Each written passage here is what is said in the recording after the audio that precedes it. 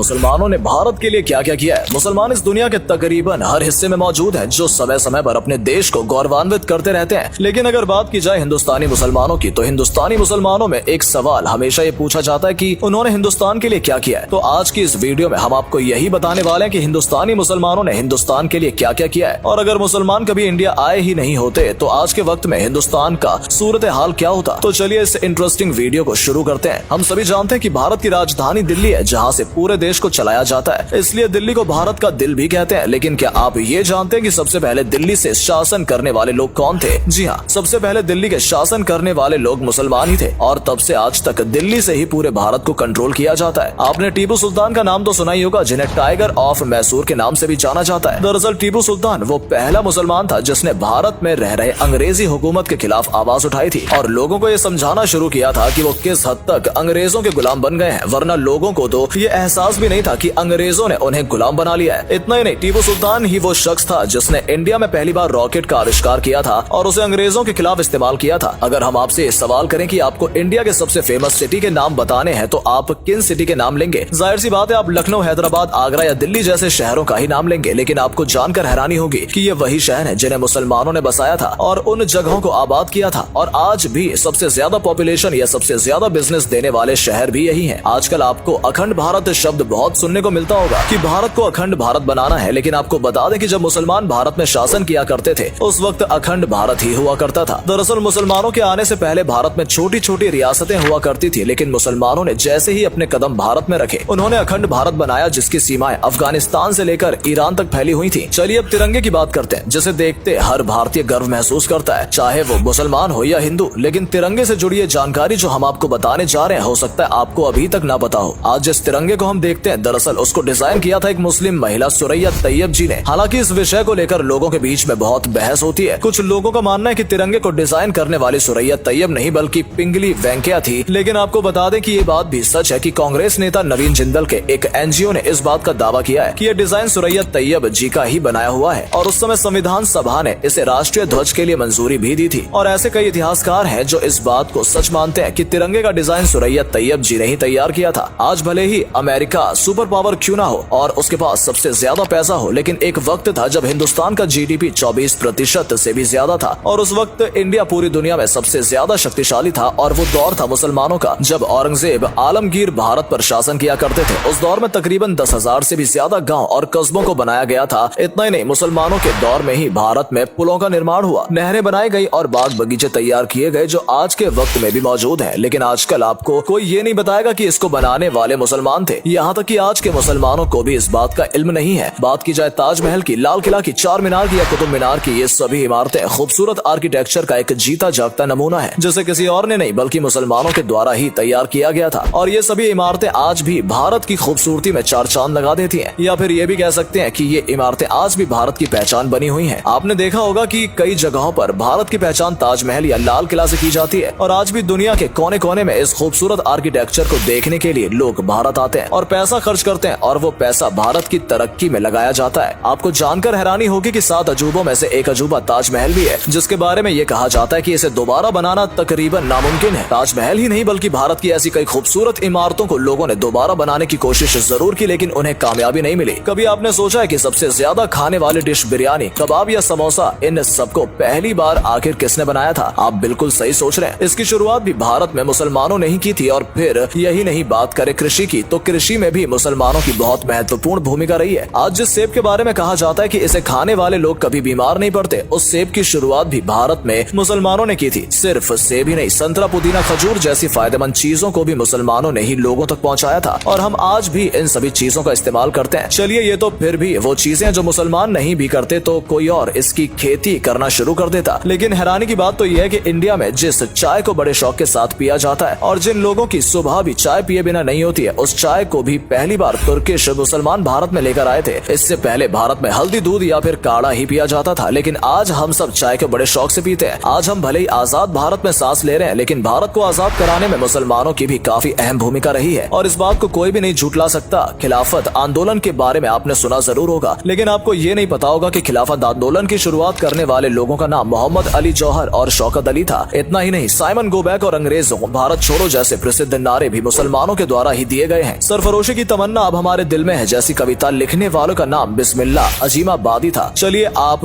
इन सब के बारे में भूल जाइए, लेकिन आप कैसे भूल सकते हैं कि सारे जहां से अच्छा हिंदुस्तान हमारा जैसा गीत लिखने वाले अल्लामा इकबाल भी एक मुसलमान थे और आज भी इस गीत की वजह से उन्हें याद किया जाता है। इसके अलावा हम वीर अब्दुल हदीम जी का नाम आखिर कैसे भूल जाते हैं। वीर अब्दुल हदीम भारतीय सेना की 4 ग्रेनेडियर के एक सिपाही हुआ करते थे जिन्होंने 1965 में पाकिस्तान के खिलाफ युद्ध लड़ा था और उस युद्ध में उन्होंने अपनी वीरता का सबूत दुनिया को दिया था, जिसके बाद भारत सरकार ने उन्हें परमवीर चक्र देकर सम्मानित किया था। दरअसल हुआ कुछ यूं था कि जब पाकिस्तानी सेना ने भारत में घुसकर हमला शुरू कर दिया था तो भारत की सेना के पास जवाब देने के लिए ना तो अच्छे टैंक थे और ना ही कोई बड़ा हथियार था। ऐसे में वीर अब्दुल हदीम ने सिर्फ माउंटेड गन के बलबूते पर पाकिस्तान के पैटर्न टैंकों को नेस्तनाबूद कर दिया था। इतना ही नहीं, हमला इतना खतरनाक था कि पाकिस्तानी सेना उल्टे पांव भागने लगी थी, लेकिन फिर भी वीर अब्दुल हदीम ने उनका पीछा नहीं छोड़ा और उनका पीछा करने के दौरान ही एक बम उनकी तरफ आकर गिरा, जिसकी वजह से वीर अब्दुल हदीम शहीद हो गए। सन 1947 में जब भारत के टुकड़े हुए उस वक्त ज्यादातर मुसलमान सैनिक जो पहले भारत में थे वो पाकिस्तान चले गए, लेकिन कुछ मुसलमान ब्रिगेडियर मोहम्मद उस्मान जैसे भी थे जिन्होंने पाकिस्तान जाने से सीधा मना कर दिया। और हर भारतीय के लिए गर्व की बात यह है कि 3 जुलाई 1948 में उन्होंने पाकिस्तानी सैनिकों के साथ लड़ते हुए अपने प्राण त्याग दिए और आज हम सभी ब्रिगेडियर मोहम्मद उस्मान को शहीद मोहम्मद उस्मान के नाम से जानते हैं। हम उम्मीद करते हैं कि इस वीडियो में आपको पूरी तरीके से पूरी जानकारी मिल गई होगी कि मुसलमानों ने आखिर हिंदुस्तान के लिए क्या क्या किया है। और अगर अभी भी आपके मन में ये सवाल है कि अगर भारत में मुसलमान नहीं आते तो भारत की वर्तमान स्थिति क्या होती, तो आप इस वीडियो को देखने के बाद इस बात का अंदाजा खुद लगा सकते हैं। अगर आपको हमारी ये वीडियो पसंद आई है तो आपको कुछ जानने का मौका मिला है तो जाते जाते हमारे चैनल को सब्सक्राइब जरूर करें ताकि ऐसी ही इन्फॉर्मेशन हम आप तक सबसे पहले पहुंचाते रहें।